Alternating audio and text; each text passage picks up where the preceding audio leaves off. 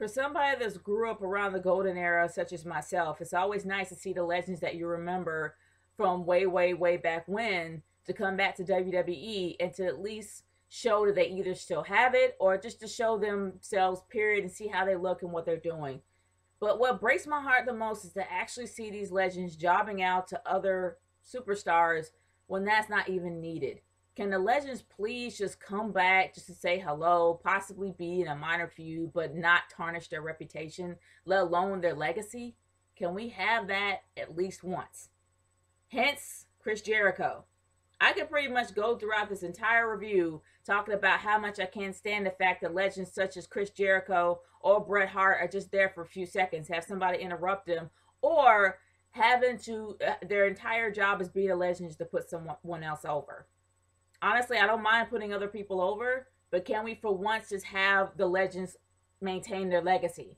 They built many, many, many, many years on this legacy, so they need to have that moment, and in my opinion, it shouldn't be tarnished. Besides, it shouldn't have to have legends to put people over, but I guess in a way, it's understandable. Even though I don't agree, I really wish they stopped doing it.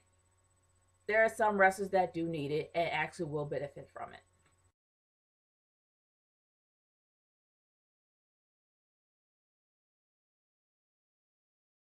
Battleground is still a little ways away, but honestly, y'all, I don't really see much of a decent build going to it right now, but I'm not going to say that it's not going to be promising. I will say that a few things that have interested me and a few things kind of stayed the same. It's obvious that they're actually trying to push Roman Reigns, trying to make him a very dominant force in the WWE. And I think that they're trying to make him more of an anti hero than they are a face. And I kind of noticed that by when he keeps. I can't. It's difficult to say whether or not he's a tweener or whether or not he's an anti hero, but his attitude, especially him being in the Shield, is more of an anti hero type persona. And I really feel they're trying to push him and actually make him stronger than Cena. But I really don't see him winning the championship this early, but I do see him being a very worthy contender. But moving on from there, I guess in a WWE's type of fashion, the only way you can break up a chick group is by a massive beatdown. And I guess when it comes to the Funkadactyls, yeah, we pulling and pretty much scrapping. I guess that's the best way of saying it. The best way to actually break up a female tag team group is to scrap. And this actually happened that night. I mean, this actually happened tonight on Raw. They actually finally scrapped and they're done. But the real puzzling thing for me is AJ Lee and Paige teaming up and actually getting along. I don't know which direction that they're actually trying to take this, or whether or not AJ Lee is just doing the AJ Lee way, but AJ Lee is booked as a crazy chick. So usually crazy chicks don't play fair. They don't play nice unless she's been gone for a while and somehow she collected her sanity. But I don't know, it was a little odd actually seeing them getting along, not having issues tagging in, but the Funkadactyls were the ones actually tagging in and having difficulty tagging in, tagging out, and of course Cameron gets pinned instantly because she needs work. But I guess now officially the Funkadactyls are over. They're gonna go their separate ways. And honestly, I really think that it was done at the wrong time. But it was eventually going to be done. Yeah, it was just a weird way of them doing it. But I know that I saw on Twitter that a lot of people kind of had gripes and nobody really mentioned Santino and the fact that Santino actually retired on Monday. And it's something that was completely unexpected. But we can't really blame the WWE for this. It was probably something that he wanted to do. He didn't necessarily want anybody to. I guess he probably wanted to leave privately, but somehow, of course, with the media, it gets out somehow. So I guess he really didn't want to acknowledge it. And if he does acknowledge it, he'll choose to do so. And hopefully, they'll have his own segment and not be interrupted by anybody. But moving on from there, speaking of interruptions, actually, you end up having somebody as legendary as Bret Hart come out there, and you think he would have his own moment, especially the fact that for many, many years, for those that actually grew up in the same era as me, and I actually kind of remember how Bret Hart was, especially when he was in Montreal. You know that the Hart Foundation and Montreal never really went along. They always clashed. They always had that issue. But it was nice to actually see him bury the hatchet and decide to move on, being in Montreal and not bash the place. So it was kind of nice to actually see that. But as usual, when it comes to legends, Legends are always going to be somewhat interrupted by somebody minor, including Damien Sandow. I really don't know what to think about him anymore. The fact that he's doing cosplay to every single character on the show is ridiculous. Sure, I got a chuckle or two when I saw him dress up as Vince McMahon, but now it's just to the point where it's getting a little bit overboard. And I kind of wish it would be over. Seriously. But it is what it is. And of course, he got the beatdown when he actually fought against Sheamus, and that was something that was a given as well. But I will say that my chuckle of the night definitely was Bo Dallas. Bo Dallas is definitely starting to grow on me, especially the fact that he's like so condescending and how he cheers and how he's like, "Believe." I mean, seriously, it makes me laugh every time. But he's literally starting to grow on me. I like his condescending character. It's something different and something new, and I'm liking it.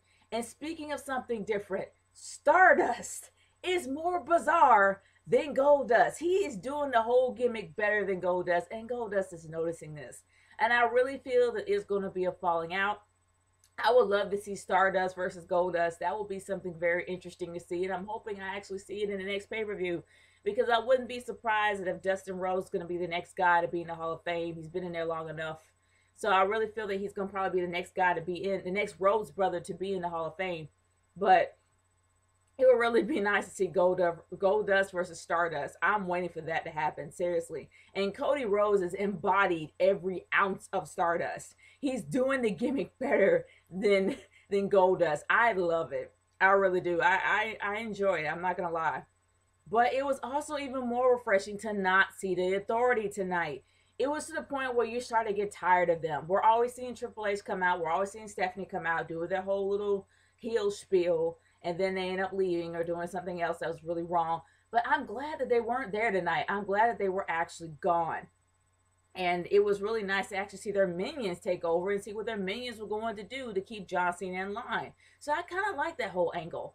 But the one thing that kind of confused me the most, and I really haven't looked this up, so if you guys know what happened to Jack Swagger, leave it in the comment section below.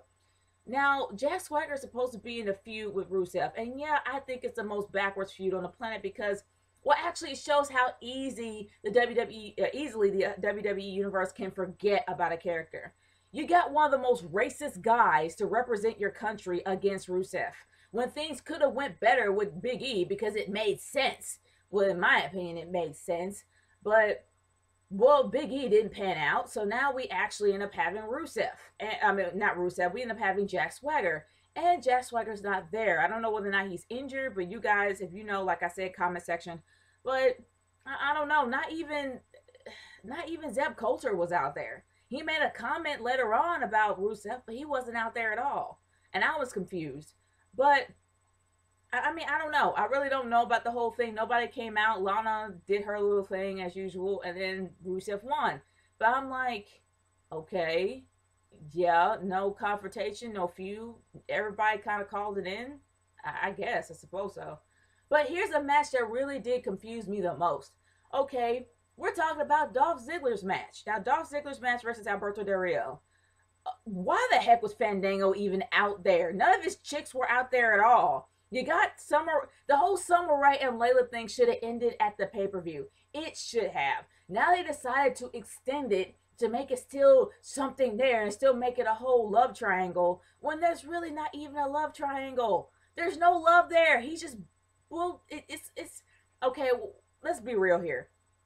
The way that they're actually panning this thing out, but at first it was supposed to be a whole jealousy thing with Dolph Ziggler, and now Dolph is just like, I bet he's like, look, I'm done having these chicks next to me. I want to be able to progress on my own. I don't have to do it with them. And I think he probably put his foot down backstage, and he came out by himself without Summer Rae. And I'm glad he did, because he needs to do things on his own without having a chick on his arm. But the one thing that's kind of questioning to me is like, Fandango's shimmy shake was the thing that got him to lose. All he did was do the shimmy shake, and that was the disruption that made you lose, that broke your concentration.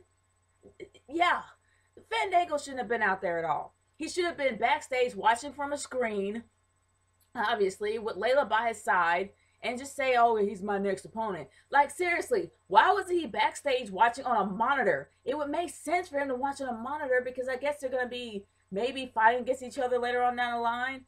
But still, it made no sense. And then they're pushing the whole stupid Layla thing with Summer Rae thing, with Summer Rae in the background and him grinning. It's a given that they're actually making a kind of insinuation that he's still banging her. Seriously, it's kind of an insinuation that he's still having sex with her while actually dating Layla. And maybe I'm looking a bit too much into it, but please, I have seen this before way too much, and I really wish it ended at first. Seriously, or just at least have a Late Cool Part 2 or Late Cool 2.0 without the cool. Just make it Layla Ray or Summer Layla or Summerla. I don't know, but have them be a tag team and not do this thing. Like, Layla's much better than this. But honestly, I'm not going to rant about Layla. But I know this feud is ridiculous, and I really wish they move on from it. But they had like they had 2 Divas matches in one night, which is something that's supposed to be a norm now. But you are noticing now that the WWE Universe do not care, especially the chants from the Quebec crowd. Honestly, the one thing that kind of made me a bit curious, well, not really curious, but what made it interesting about the crowd this time was the fact that there was no CM Punk chants. Yay! Kinda, I really wouldn't know. Half of the chants were in French. But either or, it was kind of interesting to see that. You wouldn't notice that. Well, yeah, they probably would if they actually went to other countries. They probably would chant in their own language. But either or, that was something that was interesting. And also, I love Cesaro's promo. The fact that he kind of really bashed Quebec, which was something that's like classic Cesaro, who can speak French.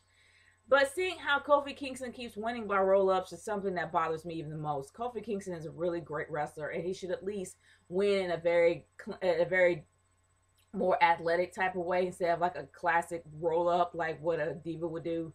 But it's Kofi Kingston, let's face it. The only title he could ever get is the IC title. That's all he can get. But y'all, the funniest moment of, well, like I said before, the funniest moment for me was Bo Dallas. But let's move on to the last event of the night.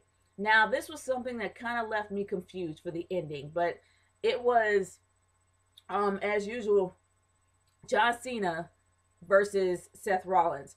Now, with Seth Rollins, we all know he has a really heated feud with Dean Ambrose, which really makes me happy because they had a really great feud at NXT, and that means they're gonna have an even better feud now. But besides all that, the one thing that confuses me is the direction that Roman Reigns is thinking. Like, really, what direction is Roman Reigns going to go? The fact that he put Cena's hand up at the end kind of makes you wonder, okay, is this guy like scheming against him, or is this guy really genuinely respect him? That's why I feel like he's actually going to be a possible anti-hero, because anti-hero really don't have any borders. They have no lines that they can and cannot cross. They don't have any loyalties. They do what they think is best in their own mind. And I think that they're actually kind of gunning him in the direction to be an anti-hero. I really hope so, because the whole anti-hero character is dying out and dying slowly. We got CM Punk gone. We got Stone Cold gone, one of the best anti-heroes of all time. And now you got Roman Reigns, which will pretty much be a really good anti-hero character. Not only does he have that dark persona, the guy actually has the attitude like a true anti-hero. So I hope they actually lead him in that direction. But him versus Cena, we'll see. I think that's going to actually be a really great match. I'm looking forward to their one-on-one later on down the line. But guys, my overall thoughts of Raw is this. It really wasn't all that bad. I really didn't have any problems with it, except for a few things that kind of made me scratch my head. But it was a pretty good Raw, and I really did enjoy it. Not only that, why on earth are they like literally pimping out the WWE Network, and they're showing it for free for a week? So I mean, I don't know, but that's what some things do. HBO does that, Cinemax does that, so no beef with that. But if y'all want to see it, go back and watch it. They promote the ever-loving crap out of it, and you'll find out how to do it. But guys, I want to hear your thoughts about Raw. Leave a comment in the comment section below and send me a video response on your personal thoughts about Raw, or what you would do to change it, or whether or not it would stay the same, or if you were there, let me know how you felt. It's Nature Girl 30 signing off. Peace out. Later.